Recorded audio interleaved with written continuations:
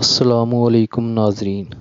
حضرت علی رضی اللہ تعالیٰ عنہ آنسو بہاتے ہوئے حضور نبی کریم صلی اللہ علیہ وآلہ وسلم کی خدمت اقدس میں حاضر ہوئے اور کپڑے کے کونے سے آنسو صاف کرتے ہوئے عرض کیا، یا رسول اللہ صلی اللہ علیہ وآلہ وسلم، آپ نے اپنے صحابہ اکرام رضی اللہ تعالیٰ عنہ کے درمیان بھائی چارہ قائم کیا، لیکن مجھے کسی کا بھائی نہیں بنایا۔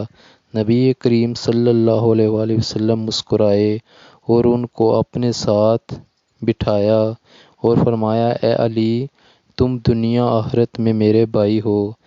پھر لوگوں کے عام مجمع میں یہ اعلان فرمایا کہ لوگو، یہ علی رضی اللہ تعالیٰ عنہ میرا بھائی ہے۔